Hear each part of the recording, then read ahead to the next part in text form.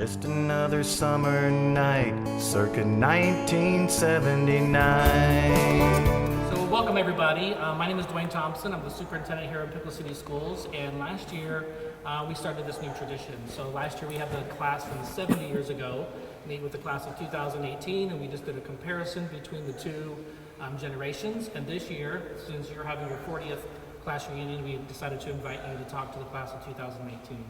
So class of 79, class of 2018, let's introduce ourselves to each other and tell us a little about who you are and what you want to do. So in 19, who are you and what do you want to do after graduation? And for you guys, who are you and what are you doing 40 years later? Haley? I think I'm gonna do my first 2 years at Edison after I graduate and then figure it out from there. That's good. And your name again, young lady? Haley Booker. Haley. My name is Kelsey Bachman. I'm the class president of 2019. I plan on playing golf at Otterbein University and studying biology or pre-medical sciences.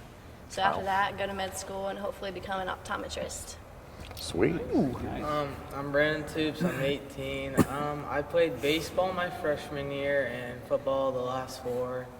I was in the Linklaters my junior year, and after graduation, I plan on attending UC and getting my 4-year degree in electrical engineering. Good job. Excellent. I'm Garrett Human. I'm in media too. I'm a link leader, so I do all that stuff. After high school, I plan on going to Edison State and getting my gen eds done and maybe transferring out to Bowling Green or something. Good job. Good job. I'm Caroline McCulloch, and I'm starting a farm business. This is like my 3rd career. Is that Jackie O sitting down there? Well, I mean, how much detail you want? Because I could take up the whole time, right? My name is Fond Kaiser. That's my name. I am the 3rd. It's been a hand-me-down. I was born here in Piqua. I left here when I was 21 years old, but I come back to visit. My whole family lives here. I've had several lives I've lived. I was the guy that created Rowdy Raider, the very first mascot for Wright State University. I worked for them for a while, then I went out and became a professional musician. Rolled that for as long as I can. It's a young man's game. I'm getting old. And I went back into marketing university, so I work at University of South Florida in Tampa now in their marketing department. Nice. My name's Jeffrey Robinson. Call me Joey, please. That is my Indiana moniker. Pardon my sweating. Born and raised in Piqua. Brothers and sisters, we amounted to 8. There are 6 left now. My parents are deceased. Richest man in the world with blessings right behind you all. Have cancer survivor. Live every day because this is all we got. So we have fun every day. If we're not having fun, it's your own dang fault. Work and live in Indiana, have 2 children, first marriage, 2 children, second marriage. And I enjoy my life because it's the greatest gift I'm given every day. All the other is bonus, weather, work, and all that. So, Ron. My name is Ron Hoffman. I am a director of sales and engineering at Perfecto Industries. I've been there for right now 31 years. So I grew up here in Piqua, and I still live here in Piqua. But I travel all over the world, and I get to see a lot of different things. And you guys just don't know how good you've got it here. Until you get out to like South Africa and other places. Keep that in mind. Hi, I'm Chris Good, and I'm the class president of 1979. Sweet, yes. And I was born in Piqua as well, grew up here, and have traveled a lot of the country in my career in sales of computer software and business services, and I currently live in San Diego. Been there about 18 years. My name's Doug Wiles, also grew up in Piqua, and I presently live in Powell, Ohio, and I'm a teacher there. I'm a high school teacher at Olentangy Liberty High School.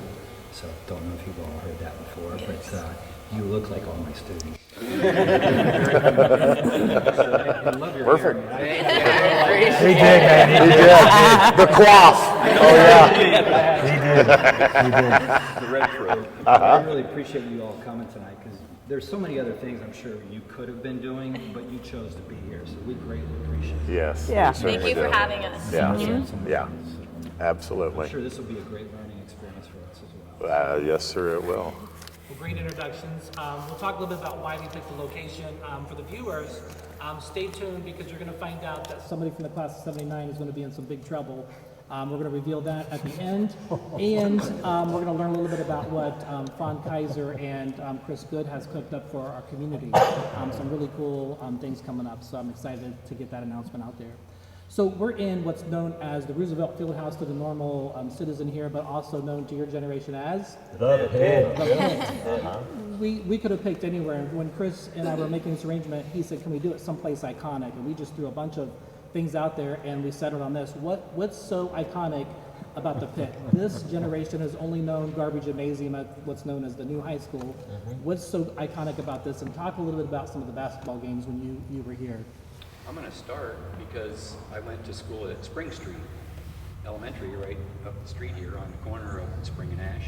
And this was our gym for elementary. We'd walk a half a block and cross over, and you know, other kids maybe at North Street, I don't know where they went for gym, but We had this one. whole place. We had a small one, yeah. Not like this. No, ours was the I orange remember walking pit. to Nickland, So the high school yeah, games were for our huge, and lunch. we got You live in North Street? Yeah. Okay. Cool. So I went to And as you can see, this is a tight, intimate place, and it got loud. It was a great home. Very, very Because intimidating. it actually was like a hostile environment for our opponents. It really was. It would get hot in here, and the humidity would get really high. So it's like we were used to it, and they weren't, and the walls would just be sweating. But it would literally be like, boom, boom, boom. Where was the pep band? They were right up in here. Right there. Just Yeah. blasted out. Yeah. Wolfpack right here. That's right. Is that what it was called? Wolfpack, yes. The Wolfpack, that was Wolfpack. like, You weren't playing basketball, you were in Wolfpack. we were very loud in there. So. And then the cool part, when the game was over, where did you go? Well, right up to Frisch's, or the Spa, or Casano's. The Dairy Queen, Yeah, very Cruise. What is called Three Joes? Cruise. Like in cars? Drive around. Nice weather when you haven't got it Yes. in months, yeah. Oh, Drive there around in was a circles in route, town. a designated route for years. 4 years. Yes. Nice and loud. Yes, What sir. radio stations do you listen to? Because we had WTUE. And Yeah, play our Still own there. music. Play our own music. Yeah, they don't listen to radio, right? Or 102.9. Not usually. Or 99.9. We had these things called 8-track tape players. And it had a tape that was like this big a square, and it would plug into this thing. And I don't know why they called it 8-track, because it really only had 4. And when it would change to the next track, it would go clunk. And sometimes it would do it right in the middle of the song. We use Bluetooth. Flag. We use all that stuff now. Yeah. We developed that for you guys. We did. We actually did. Thank you. It's easy. It's easy. Yeah. I had See, been we to did not Bluetooth. have cell phones back then. You got to think about that. You guys have grown up with cell phones your whole life. We had. no Sometimes cell I wish I had. I cannot wait for that day that I retire and I can put that cell phone to the side and not worry about looking at it or taking any calls or anything like that. Emails. Yeah. Uh-huh. Yeah, the kind of the fun thing when you think back to when we would go out or leave this gym and go somewhere, because we didn't have cell phones, you were meeting people by happenstance and Right. accidentally running into them, and you were always meeting people that way, and it wasn't any kind of connection prior to meeting them. No. And it just made it really spontaneous. And it made it very special because I was happy to see, oh, hey, dude. Yeah. Expecting that. Yeah. Would you think of that shot? And when you were asked sternly to be home by your parents, they didn't, you never questioned it, and they had to be didn't home at ask that any more than once. What was your Now, curfew? 11 o'clock on Friday Midnight. nights. Friday nights, yeah. What's your 2018. This year, I don't really have Of one. ones. Last year was like 12, 1 o'clock. Yeah. Just let my parents pick Same. one around. That's total ground. 10:30. Nice conservative number. Yeah. Oh, yeah. pretty good about getting home at 10:30? Oh, yeah. That's good. I think the other thing about no phones was you were disconnected from your parents.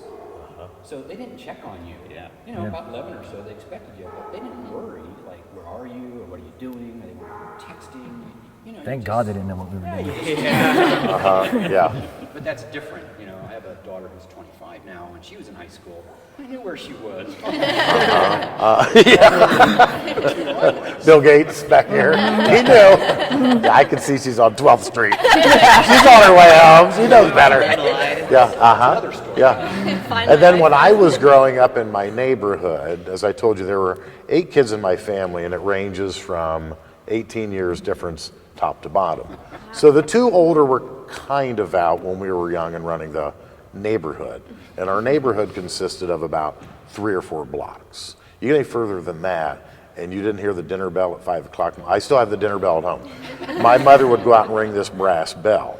And it was about 5 shakes of that thing, and you could hear it for blocks. And if you weren't there within 10 minutes, because you were either riding your bike or running at the fastest speed, you got whatever was left over. Because she worked hard to make sure that there was always good food on the table. I mean, it was a square meal. But if you didn't get there quick, you're getting, you know, thighs instead of chicken breast.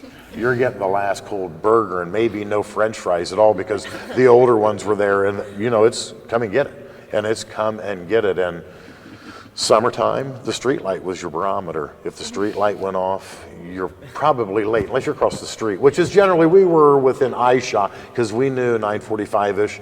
Back then, the street lights were very different than they are today.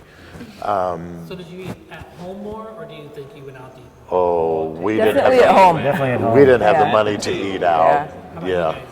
What's the norm for a high school student now? Usually during the week, During the I'll week, yeah. eat at my house, but most times, like Friday, Saturday, and Sunday, I probably will eat out. Same, yeah. Do you eat at the table when you're at home? Yes. All around the dinner table so Yeah. you can talk with your parents? Yep. Yeah. Are they Watch are the you allowed news to, like, usually. do texting at the table? No, No. Phones away. Phones away. You guys Good cook for them. yourself once in a while? Lunch. I cook. Yeah, I lunch, make lunch every day for breakfast. myself. Mom cooks dinner usually. Okay.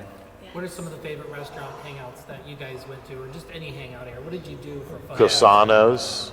Casanos, I guess, Casanos was is so awesome. was older. That was one of the cruise routes through And it's after what now called? Three Joes. Three Joes. Three Joes. And Yeah. that building is not like that. It was a little square box. It was a shotgun shack. I mean, just Yeah. It long was- and narrow. What you had is you had everybody that would stand outside so that you'd cruise through the parking lot and you could see all the people. And if you saw somebody that you haven't seen in a while, then you'd park and go out and talk with them. But if not, then you'd go on up to Burger Chef. Remember Burger Chef? Oh, I worked there. Yeah. Yeah. Burger Chef and Jeff. Yeah. Have you Go all ever around heard of that it? and see Yeah. if you see anybody there, and then just do a loop. Push through town. You know, was the drive-in. The spot, Your car, place to eat. you know, speaker, and then you could hang there for an hour if you wanted. There is one in Sydney still, correct? You guys eat there? But the Yeah, drive-in. we get Sometimes. pies for like all Christmas and stuff. to We'll always die get Best for. cheeseburger in the world. Have y'all seen a movie called Dazed and Confused? Yeah. Have you heard of that? Yeah. Okay, that was us. That was our life. You ever watch a The top notch would be the spot, or Casanos. You know, we cruise around and listen to music. And we were buying beer. Yeah. But we were mostly socializing with each other more Yeah, than that's anything. exactly And it's like, and we would pull in Casanos, and it's like, oh hey, there's Hoffy. Hey man, hey, come on, get in. And then he'd come in and get in the car, and we'd drive around, and we'd drop him off someplace else, and he might get in the car with somebody else, and then we might see Caroline. Did most of you have cars back in the day? I gave up, not like I was any kind of genius in football, but my sophomore year going to Pickle Central, I had a chance to either go play football and sit on the bench most likely, or get a job. And my parents had just lost the laundry down on Bridge Street. You kids ever go down Main Street, the old Orfelt building, that's the last huge building at the end of town, and you would turn left. There's a street called Bridge Street. Down on the left at the very end is my parents had a laundry and dry cleaning. Now try to imagine this. My eldest brothers, and they also had employees, went to folks' homes and picked up all of their laundry and all of their dry cleaning, because people back then did not have the wealth that we have today, the perceived wealth, to have a washer and a dryer. Wringer washers and all that, they weren't around. Some people did it at home, they hung it out on the line. But there was a greater amount of populace back then that employed people like my parents to do that. So you had a bag, you had a number 7 was your house, and you would, my brother would come and pick up those bags, however many there were, take it back, they would wash it, they would dry it, they would press it, whatever needed to be done, and then it would all be returned to you. So when I was a kid, that's where my brother Jody and I went on Saturdays. My mom would say, get them out of here, and we would ride down in the old great big international truck together, and we would get chocolate milk up on the end of the street. There was what's called a Sinclair station. Charlie Herbie was the proprietor. Charlie Herbie lived over on Park Avenue, and Charlie drove this VW about like this, and he was about this tall, and he was the most fun old guy that I didn't really get to know that well. All I remember is when he would drive by our house on Boone Street. Anytime he drove by, but that's where we would go on Saturday mornings and or sometimes Sunday mornings. We'd go and get chocolate milk out of the cooler, and then we would get donuts, Daniel's Donuts downtown, on the way there. And so we would help effectively by staying out of my mother's way. She would have the girls at home with her while my dad had the boys and us down there working at the laundry. And my brother and I'd go out and run around the river. They raced hydroplanes up and down the river. Across the river from us was the first atomic power plant in the world to power a city. It was a tester, what did we say, 59 it was installed. 1962 it was enacted. And the building is still there today. It's all been completely disassembled. But if ever you get a chance, go up over the Garbury Street Bridge. Yep. And back to the right, Bridge Street, it's a dead end, but you can drive back there, and there's a little plaque.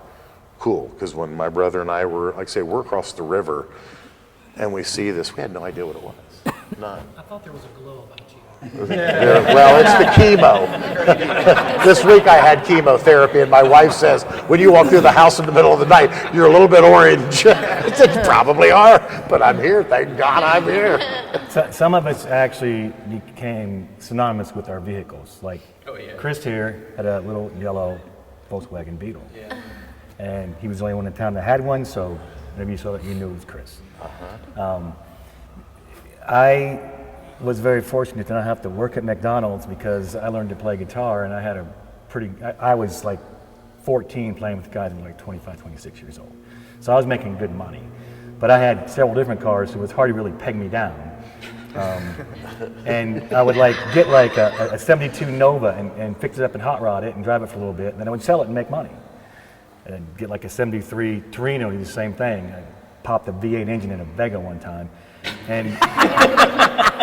And then sometimes when I would sell a car, I would be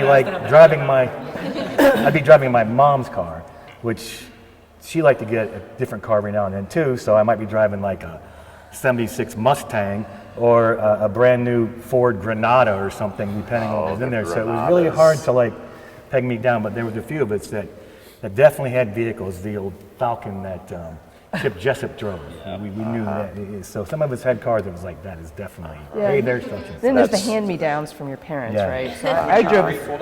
Yes, I was. I drove a 1968 Pontiac Catalina. It was a boat. Oh, yeah, I remember that. It was 22 like feet 20 long. feet long, man. Yeah. Huge hood, huge trunk. Yeah. And I guess where we were going a moment ago, when you asked, I had the option to play football or work and make money, because if I worked, I could have a car. They didn't have the money to have a car. There was a car out there, but you're going to have to insure it and gas it, maintain it. So I had a 65 VW that was a green, bad color. Started when I was 15 and a half years old working at the All Bricks down on South Wayne Street, if anybody's ever been by there. That was one of the pinnacle grocery stores of its time. Right. And my job was, because I was a big, rather heavy-set, strong kid, we used to have returnable bottles, sodas. 7-Up, Coca-Cola, Pepsi, they were in glass bottles. So you bought it, and when you bought them for $2.50 a six-pack, you also paid 10 cents a piece for the bottle, because they wanted it back because they could reuse it a million times. So you would bring them in the front door. Connie would say, okay, you got 16, here's your ticket, and you'd put them in the rack, and then I would come up every once in a while, grab them, take them out, have to sort them into containers, stack them up.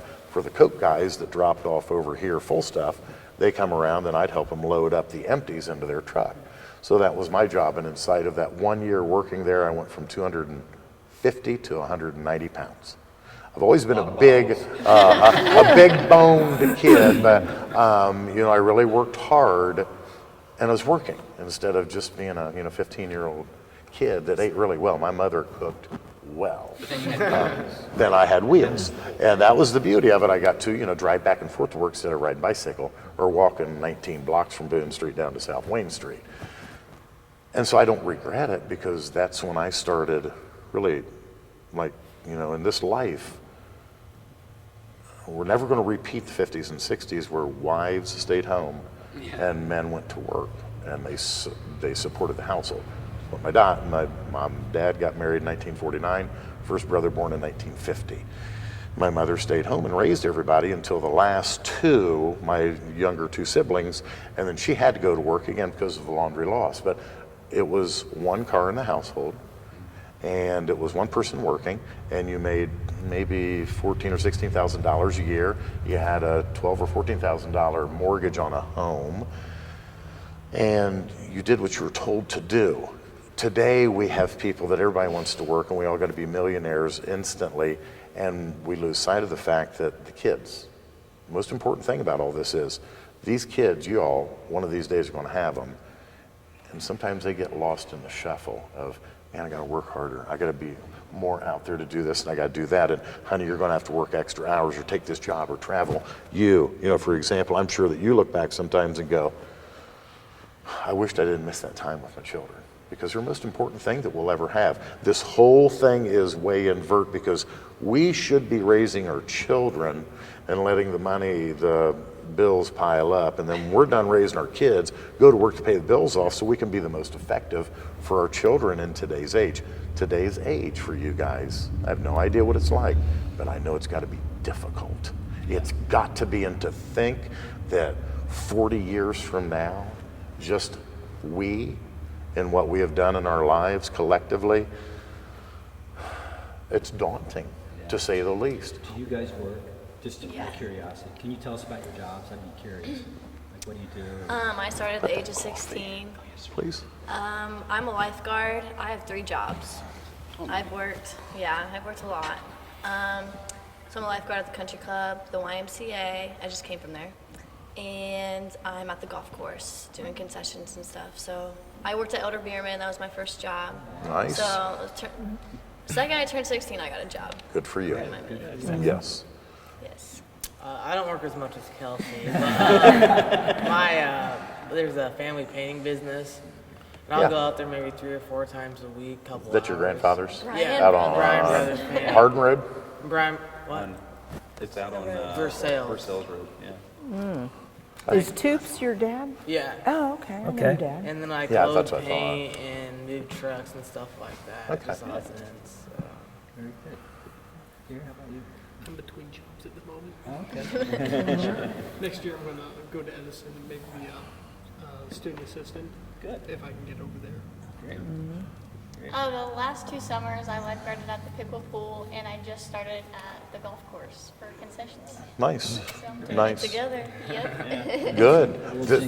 So you're getting close to graduation. I think probably most of us here could say our high school years were our greatest years of our elementary or school years. What's the greatest moment you can think of that you had in your high school time period? And then we'll ask you guys the same thing. We'll see what they look like. But can you think of what was the greatest moment you think? Might have been a game or an event, a teacher. It could be a teacher. Brendan, you go first. Yeah, football is definitely the best thing. It was the most enjoyable thing for me in high school. And probably beating Sydney because we lost. We don't usually lose to Sydney. Cheers. And we beat him my senior year by 2 points. So Good, nice. got the helmet back. Garrett, you want? Okay. I used to be homeschooled for a long time before I came here. This is as embarrassing as it is to say, the last 2 years are my first 2 public school years. No reason to be embarrassed about that. Yeah, you shouldn't be embarrassed about it. It's just, I've been homeschooled since 4th grade. That's a good military thing. family, moving around a lot. Sure. So my greatest, I guess, best moment is the first football game I ever went to. The first pickle football game I went Nice. to. I got out there. I've been hearing about how great the thing and stuff from my dad. Wonderful the high school spirit was. Him. And the first game that I got out there, I was sitting in the stand like, oh my gosh, this is everything I've ever wanted in life. This is everything I've been Watching Brennan. Yeah. It kind of clicked for me then that I want to make the most of this. And I filmed sports, and I tried to push that school spirit to keep recreating that moment every time I go to one of those games. Very nice. That's good. Yeah. I'll go. The best moment probably athletically was I'm the first girl to ever make it to districts as an individual. No one's ever done it as a team or anything, and the girls. We kind of started like my year, 2019, we kind of started the golf program again because it was nothing.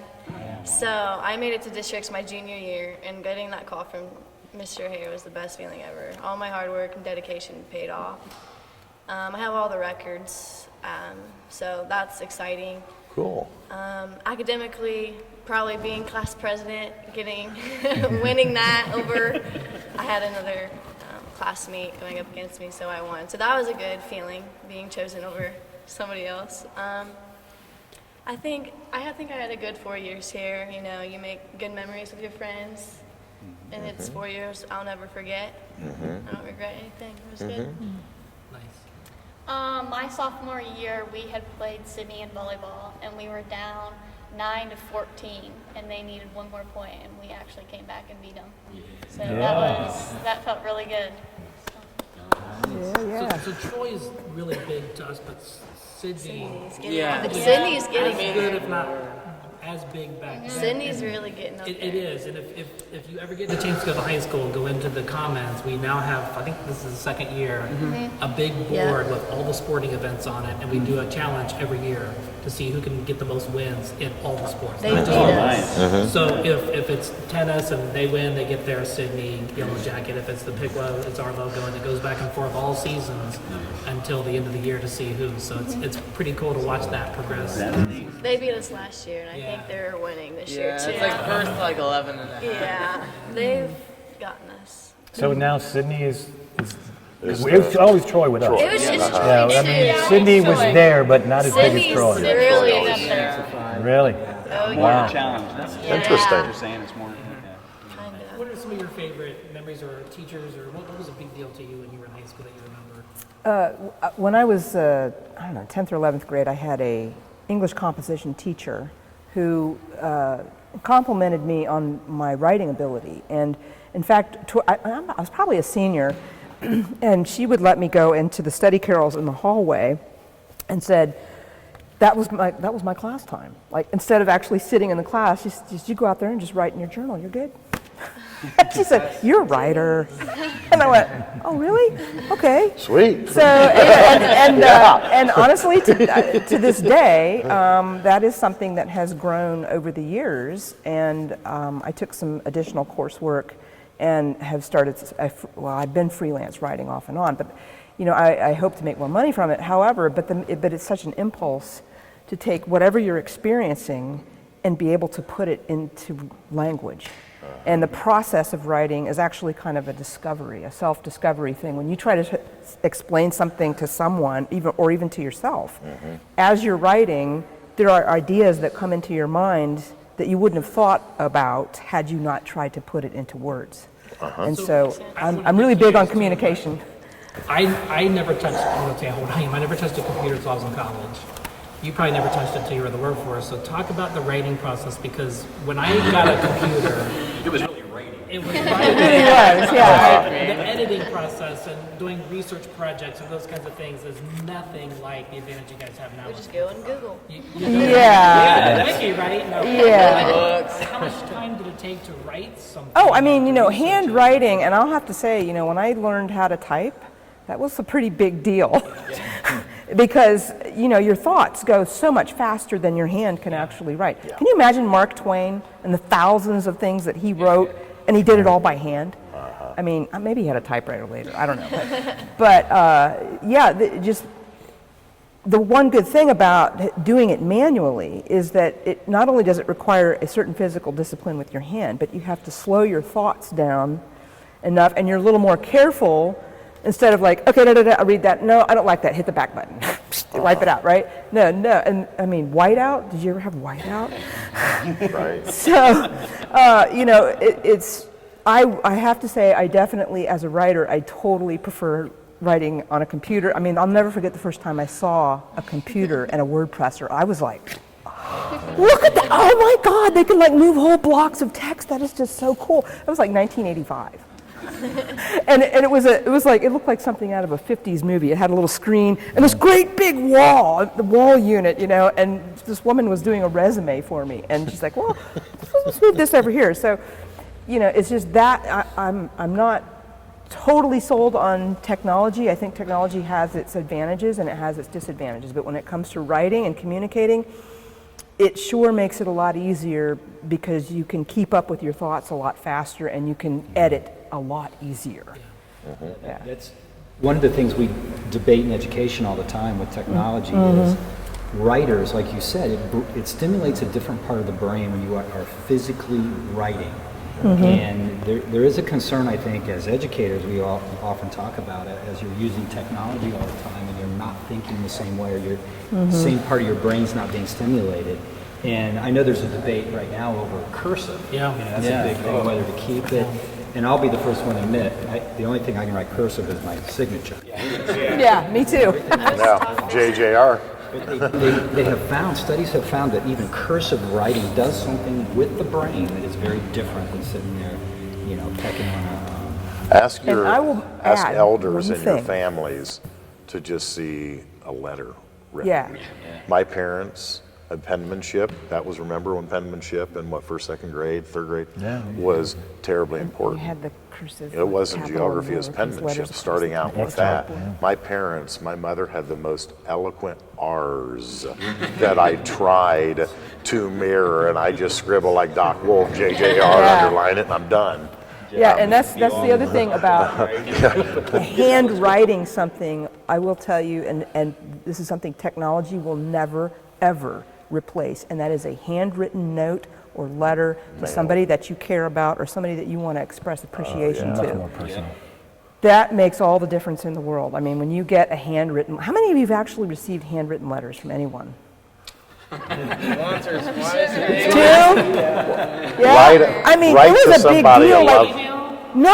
Yeah. Write to somebody Yeah. on a piece I mean, of paper passing with a notes in pencil. school, that was a big Yeah. thing. Oh, Throwing them no up into kidding. a triangle. Seriously, like, Football.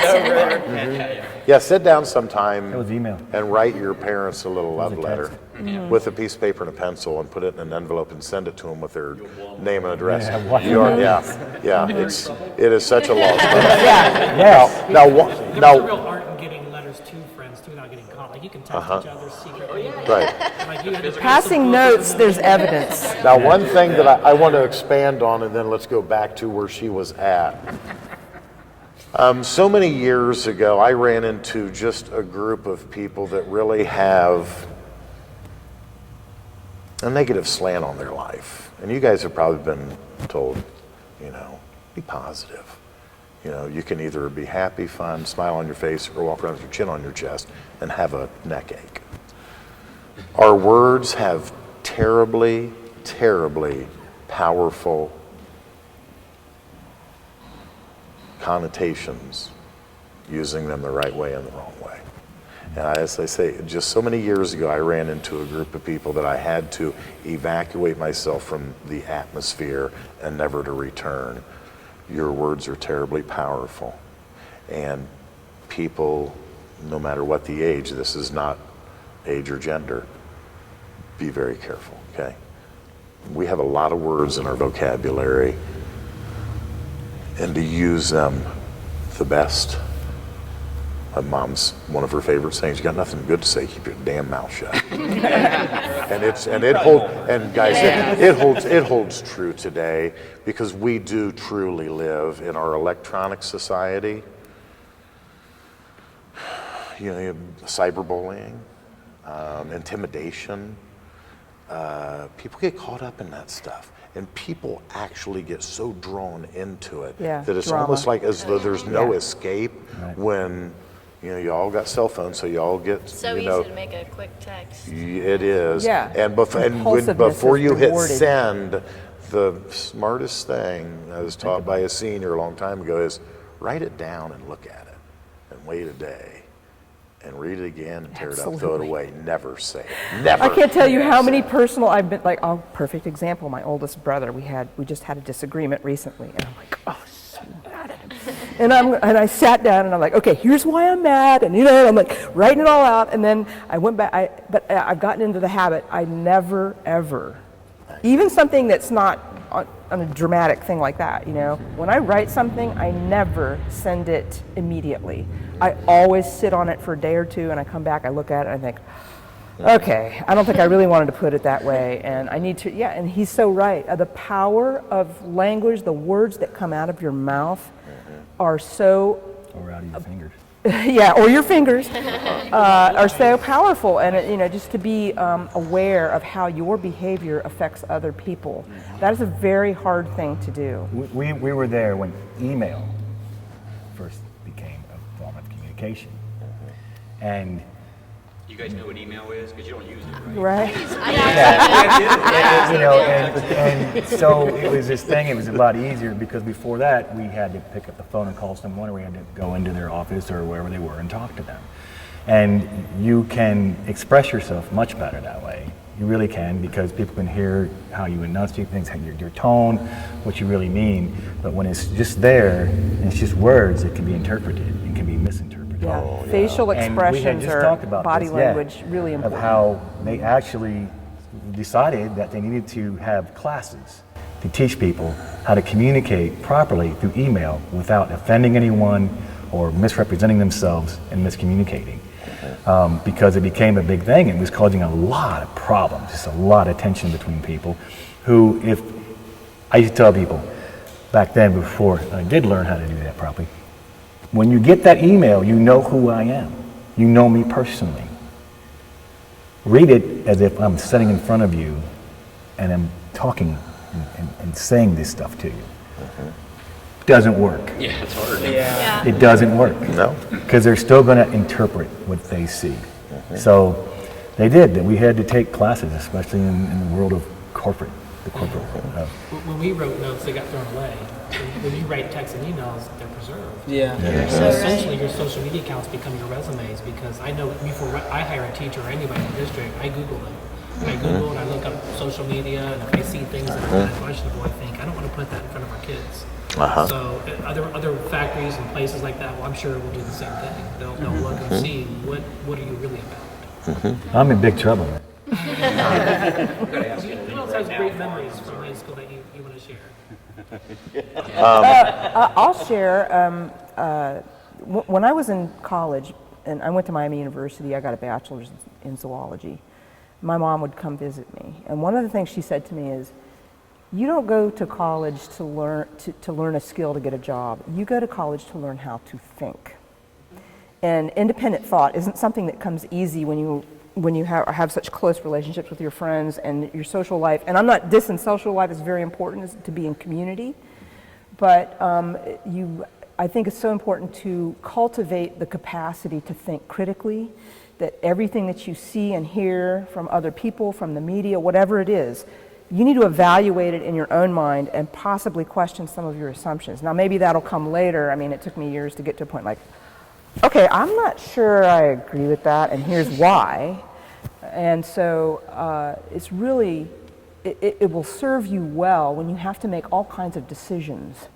To make the best decision, you have to ask yourself some questions. And if you're not asking the right questions, which is critical thinking, then you are going to make decisions that you might regret. And so it's a way of being proactive, just be sure to have an inquiring mind. When somebody's trying to sell you something or somebody's trying to convince you to do something, you need to think, how does this fit into what I'm doing right now? How does this fit into, I'm talking about big decisions, not like, hey, where do you want to go tonight? But, so yeah, critical thinking is, and you will develop that if you get into the habit of reading a lot.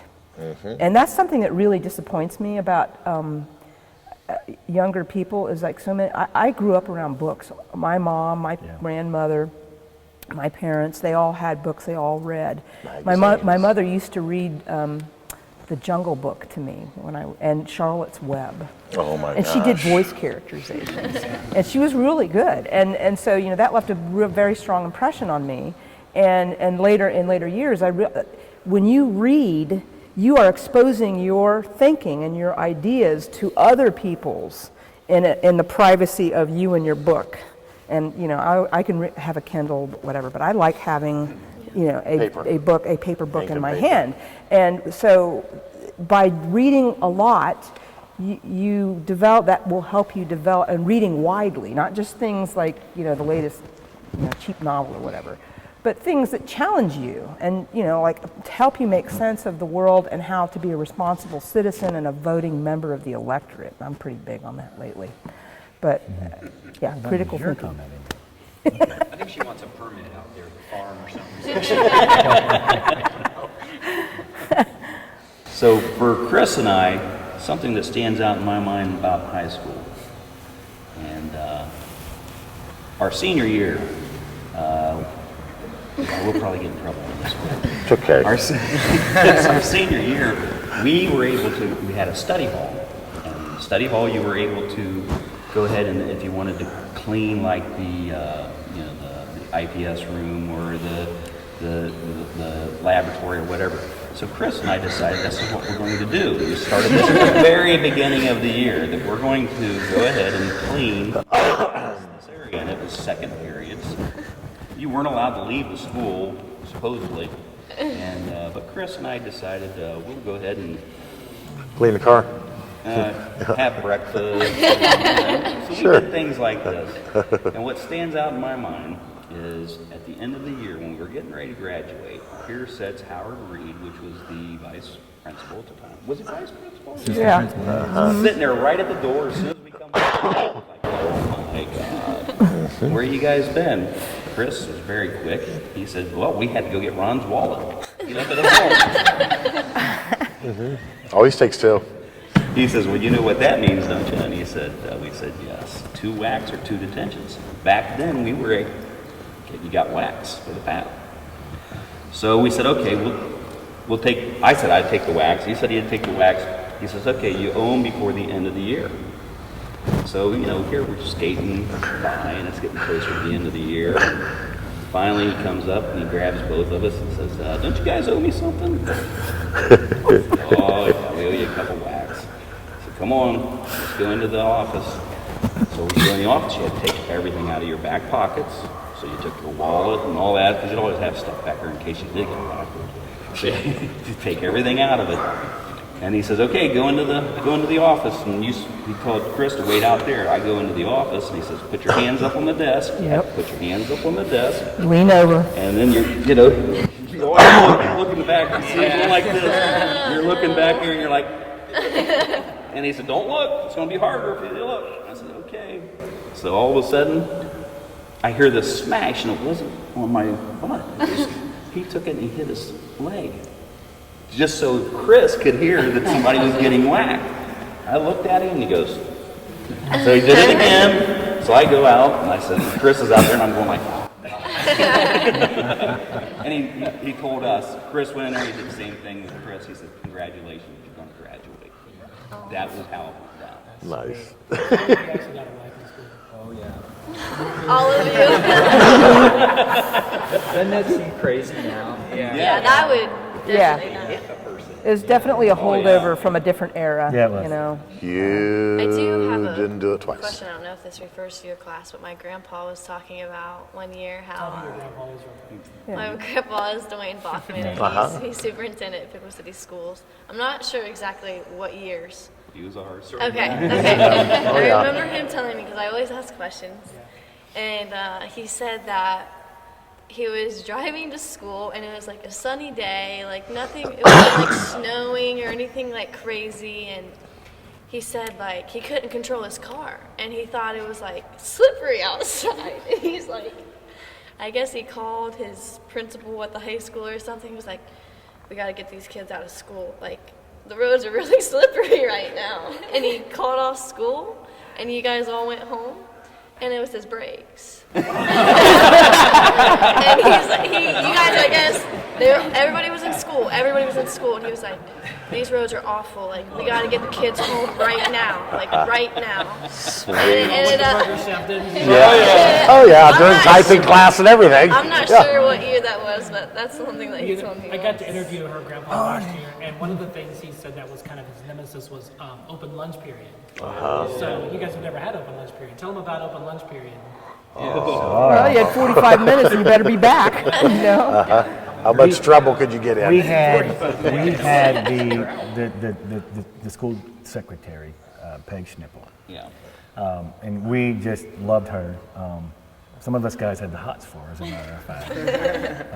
Her children, her daughter was actually in our graduating class. But she was really, really cool. We would leave and go to lunch, and they eventually started building the restaurants out on 36. I think the first one to come in was probably McDonald's. And then we got a Wendy's, and we got a Long John Silver's and an Arby's. Oh, Long John's. And sometimes we'd be a little bit longer. And I got into this game with her because we'd get back, and my class after lunch was shop class. I don't know if they have a shop, wood shop, as a matter of fact. And we had a teacher in shop class. His name was Mr. Osborne Curl. We called him Ozzy Osborne. And he was pretty cool. And he and Peg had a really good relationship. But I would come in and we'd be late, and I'd walk up, and I would give her some kind of excuse why I was a few minutes late getting back. But these excuses would be like this. Well, Mrs. Snipple, I had to go home, and I was coming down Forest Avenue, and there was this herd of elephants that came across the road, and I had to stop and wait for them. And she'd look at me, and she'd write, "Excuse me." Tell why? Because she wanted to, because these would be all different stories that I would tell her, and it became entertainment for her. And, but she was having this discussion with Mr. Osborne of what I was doing, and I guess they were getting a big kick out of it, because when I would walk into shop class, somehow he would know what that excuse was. And I would walk in, he'd be standing with his hands, and he'd be going, "Herd of elephants. That's one of your best ones." Intercoms before. That's one of your best ones. Yeah, it's one of your best ones. But that's probably why it was his nemesis, because we were always getting back late. Yeah. We're getting speeding tickets, and we get one of those. Well, now we flex. Fourth period is my last period, so I'm not even at school for lunch. So I go home. Well, I do have Edison on Tuesdays and Thursdays, but yeah, I go home for lunch How every many day. college credits do you have right now? Ooh, I think I have like 12 credit hours done. Man, that would have been such a great program Already to in the have. bag? Yeah. Since Earn half sophomore your year college of high credits school, I've been when taking you graduate high school. Yeah. I'm trying. I should have done it more. I was gonna say I've been taking AP mostly. Sometimes I don't regret it, but sometimes I do because I could have had the college credit. But One I'm thing mostly about AP. that, my daughter did some AP in high school Yep. before she went to college. There were some parents that were really concerned that was asking too much of a high school student. You know, it's like too much pressure, too much. And Oh, yeah. if you don't get A's on the APs and the college and the, I mean, look at this scandal with Felicity Huffman and others who are paying big money to jam their kids into schools. I don't know. Is it too much? Or That is a question that is asked a lot. I think every class I'm in is AP or Edison, so I have a 3.8 GPA. It is very hard to maintain. I have homework literally for 3 hours a night, and I'm not exaggerating. I am writing essays and essays and essays, one after the other. It never stops, so it's always something that you have to keep up on. So getting an A is very rewarding in an AP class because you put so much work into it. And you're doing a lot of things and working and so forth. And there's students that go to school and don't work and they're just getting through school. Yeah. So, General classes. You know, Yeah, I would dovetail a little bit there in that it's really important to have goals, but you don't always know exactly what it is you want to do until you do a bunch of things and you say, I don't want to do that. And as I mentioned that I had several careers, and you know, I initially thought I wanted to go to veterinary school, and when I realized how actually, and I worked with a veterinarian driving around a large animal vet. And after seeing what he did, I'm like, I'm not squeamish, but I mean, it's all about treating animals, which usually involves a lot of suffering. Mm-hmm. And I thought, I understand there's suffering in the animal world, but I think there's ways to relate to animals. And I'm developing a farm business, and I'm going to be raising meat animals, and there's going to be killing involved. All right, but anyway, I went down a lot of paths. I tried a lot of different things, and when I look back, I realized, I mean, if you would have asked me 20 years ago that I'd be doing this, I'm like, what, are you nuts? Mm-hmm.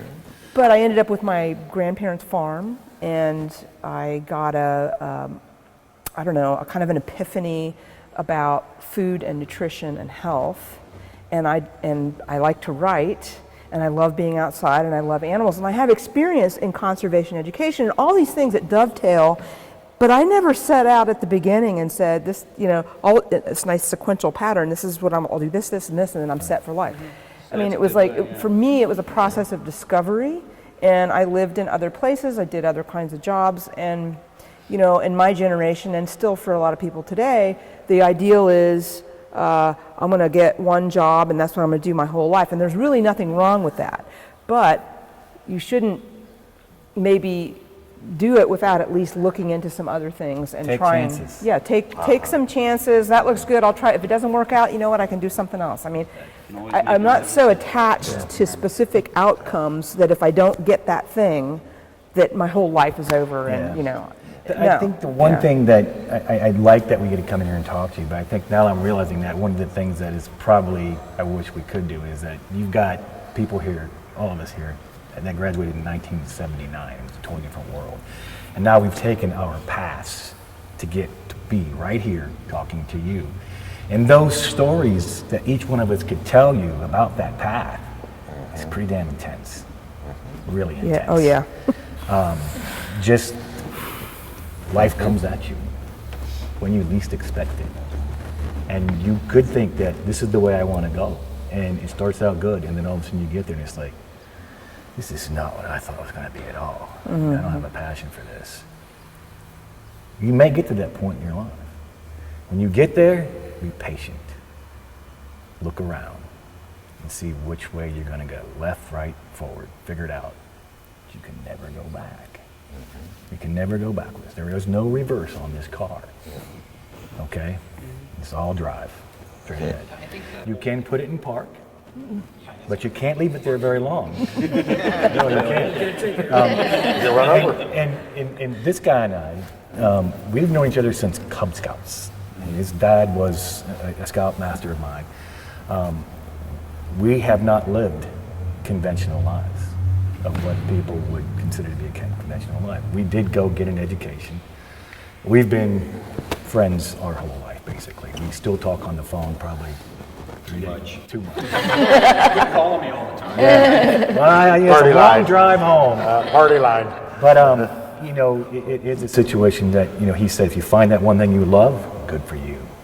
Lucky you. But as she said, you may need to take different paths to get there and figure it out. And then someday it might all come together. Yeah, my take on it is every person, no matter who you are, no matter where you come from, is born with a set of natural gifts and talents.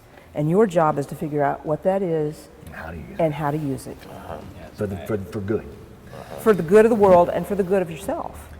We are surrounded by so much negativity in the media and people that we talk to, and you don't realize how much of an effect it has on your worldview until you start really thinking about what are my core negative beliefs. And there's a lot of negative stuff out in the world, and this is where that critical thinking thing comes in, and faith too. I mean, I'm a person of faith, and it's gotten me through a lot of things. But be aware of the 24/7 news cycle. You need to be an informed citizen, but don't absorb the fear-mongering, because there's a lot of it out there and it doesn't do anybody any good. And I'm going to piggyback on that because I worked in an industry, and I want you to think of this one thing, and remember this every time. Everything on TV, radio, anything that's a media, it is a show. On TV, everything. A production. Everything is a production. It's a TV show. Okay, because It's not the they real are world. a business. Yeah. Produced Yes, shows. they are a business, and they're in the business to make money. And how they make money is through advertising revenue, because they can guarantee, we're going to have this many eyeballs on this show. I worked in advertising. I can tell you a media plan like you wouldn't believe. And it's dangerous. And the thing of it is because they find out what people will react to. If I can push your buttons, I can get you to do what And I they want. will make sure that they've got you. I want to go back to the thing about like paths and so forth. So I dated my wife in high school, senior year, and after about 5 years of me coming and going, and always come crying home, oh, I love you, I'm so we got married, and I remember telling her then, it's like, I don't know what I want to do with my life. I just want to do it with you. And I really felt like that. And that was a great decision for me. We're still married, 36 years later or something. But we've gone all over the place, and sometimes my job would lead, or sometimes my wife's, but I had a great childhood here, and schooling, and a prep for whatever I was going to do next, but I just had to go out and see the world, and I've lived in several Amen. states, and I've been in California over 20 years, and there's a lot to see out there, and I'll grow up someday, I'll let you know what I'm going to be someday, but until then, my wife and I are just like on this, trip together. Grand journey. Yeah, we're doing good. We're okay, right? You were out there. Lovely. She still likes me, right? Absolutely, sir, yes. Yep. I think it's follow your passion thing, and if it's here, Ron's lived here most of his life, but he's all over the world. Yeah. So you can get another perspective, but wherever home is, that doesn't mean that's like where you are, because you can expand.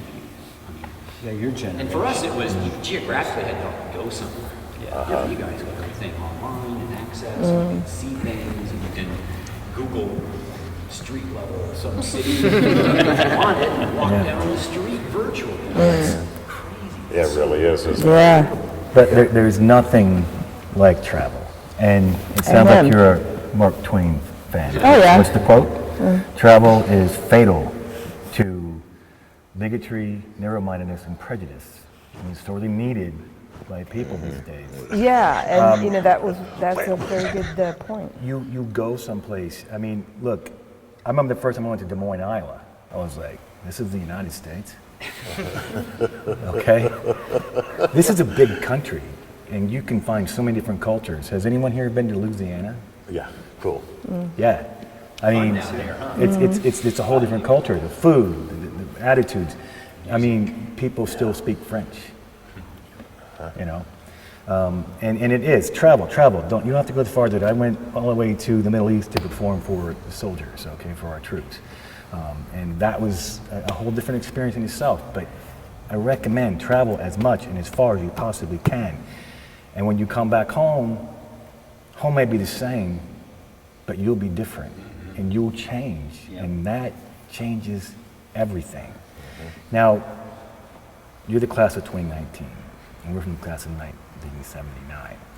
One thing about our class is that we were really like one big 356 largest class to ever come through this school. Was it really? Yes. At that time, I don't know about And later. there was really no separation with us. We were like one big group of friends. You had but we all hung out together. It didn't matter, we had the Y. We would go down to leaders club. Oh, But my at the gosh. same time, we'd say there's going to be a keg at Scott Neeson's house, and everybody could go. But everybody could go there, and we all just seemed to like love each other. There was just not these classes between us. It was just like we were all just one big group of friends. It seemed like people wanted that. They did. We wanted to be. Yeah. We weren't like on sniping at each other on texting. No, we weren't. Everybody wanted to be like. Consider the world 40 years ago when we had front porches. You guys don't know anything about this. My mom had, everybody down the street I grew up. Right. My mom's front porch was her gathering place for people that walked up and down the street. She knew every neighbor. We knew everybody in our neighborhood. Everybody in on the street that I grew up. Every house had a huge front porch. And that's where people gathered. And people weren't afraid to. Going way back in our session early, talking about outrunning around the neighborhood. Today, children, 4, 5, 6, 7, 8, 9, don't get very much out of eye shot of their parents. Back then, the camaraderie of people getting together, my parents and my aunts and my uncles, they would come, we would go, and they would play cards and we would play. Doesn't happen. That's country clubs. You guys are a little part of this. Country clubs back in the day were the very exclusive gathering of many peoples. As 2 generations have now passed, country clubs are becoming less and less a thing. Much less. So before we run out of film, which we're getting close. No, we got a lot to say. You're very close. Which one of you do you think is the one that's in trouble? Probably me, because I'm on the witness protection program. What's the charge? Yeah. Let's go find out. Oh, going out. Yeah. Stand up. Okay, what do we do with our electronic get up I here? think we take it. I think this is our freebie. We take our electronics, kids. I think so, yeah. I think just sit here. What's that? Are they taking their mics with them? You want The class of 79 will keep theirs on. You want me to just carry it in? No, I don't have one. That's mine. I've been, yeah, look at that. Wrote your name on the wall. It looks like we're heading there. I think we're in trouble.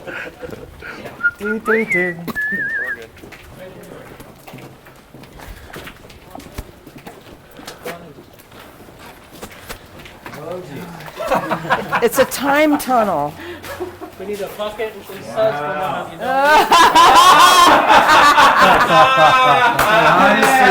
You the one, you the man. I only remember that. Who's wild? I don't know. I think your brother did it. Put your ear on it. That could You're the be. cheerleader for doing that, are you? The blaze was.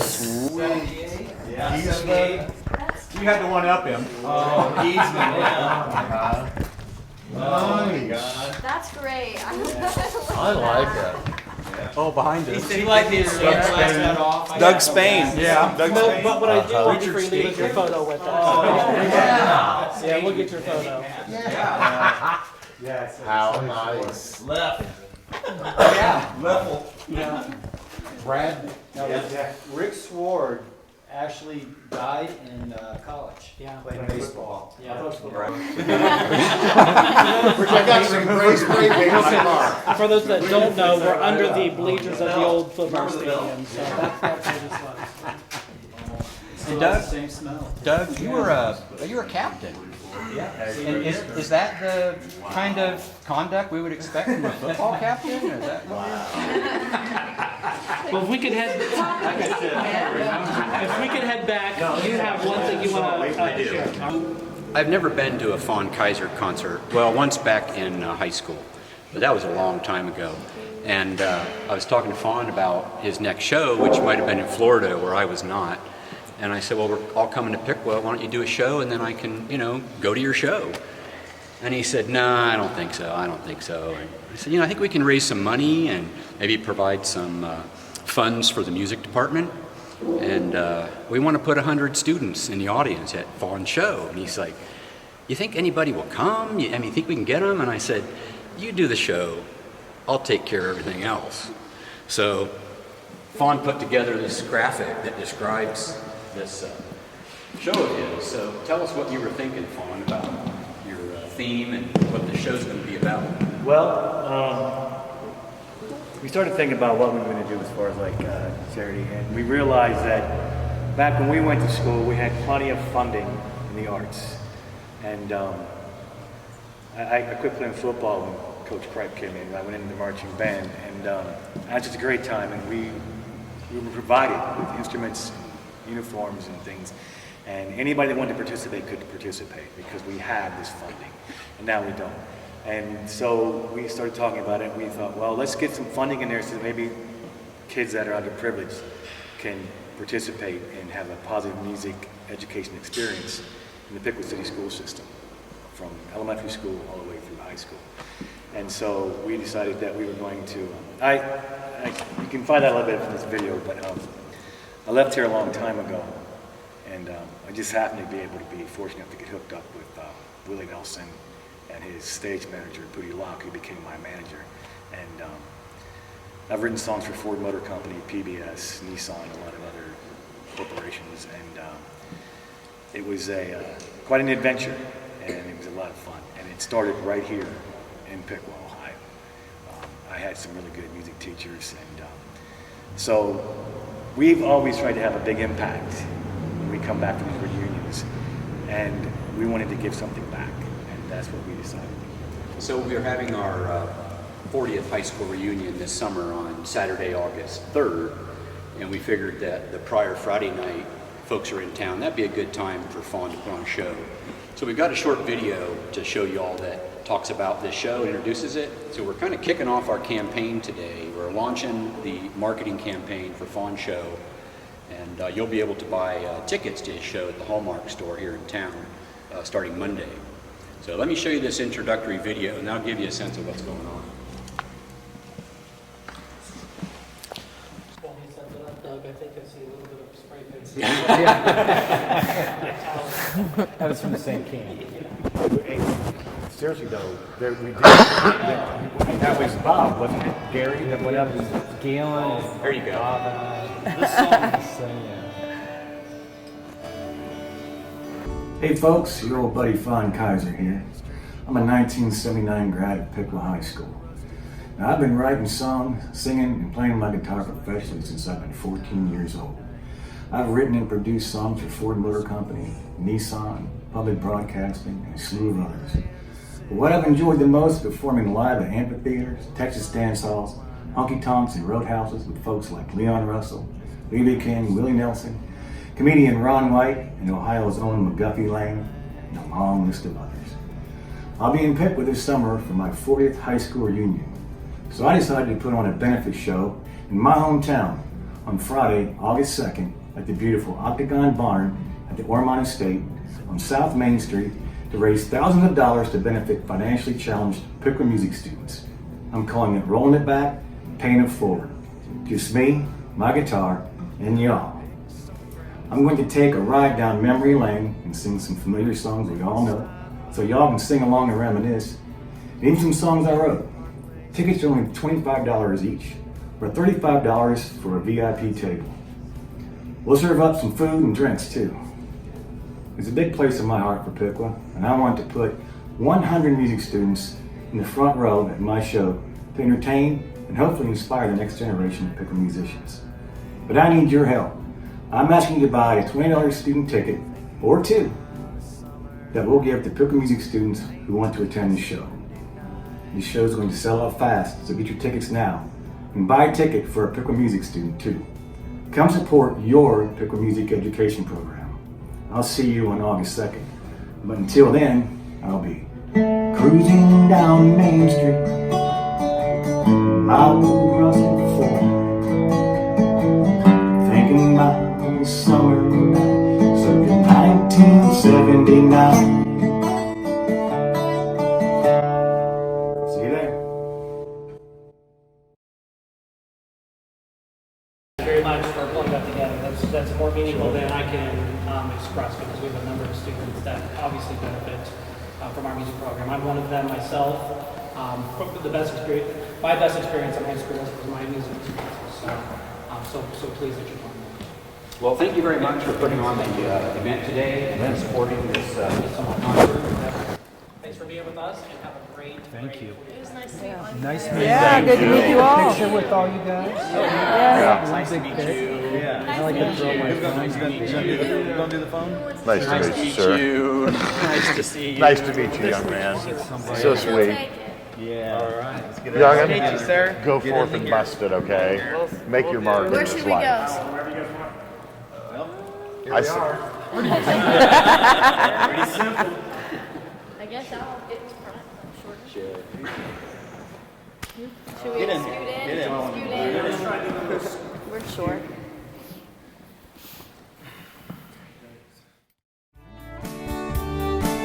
Tonight I'm reeling in the years, rolling back the time, thinking about a summer night circa 1979.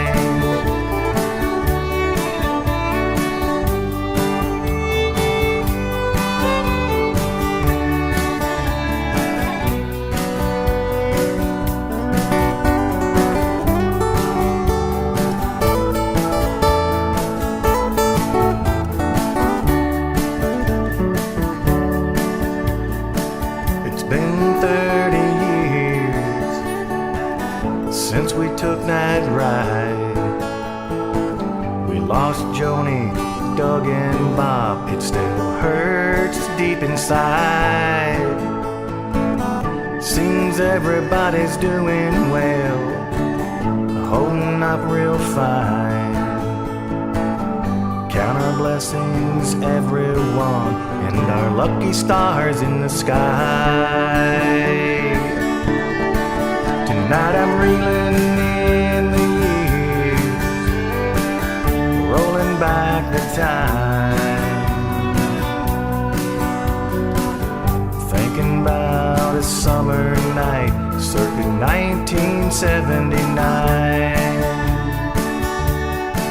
Tonight I'm reeling in the years, rolling back the time, thinking about a summer night circa 1979.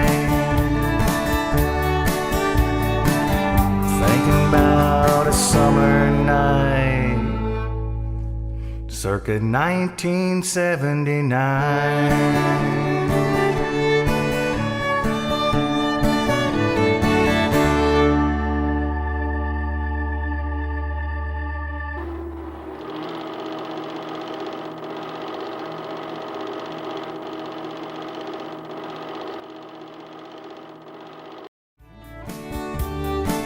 Tonight I'm reeling in the years, rolling back the time, thinking about a summer night circa 1979.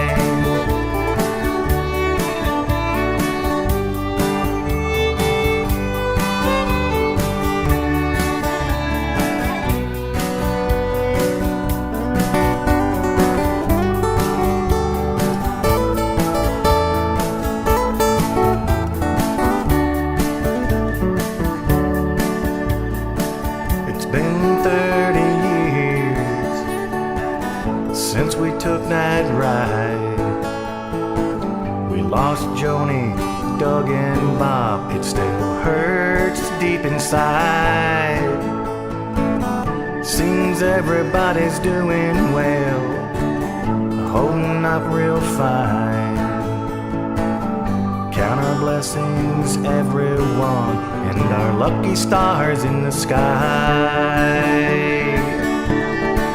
Tonight I'm reeling in the years, rolling back the time, thinking about a summer night circa 1979. Tonight I'm reeling in the years, rolling back the time, thinking about a summer night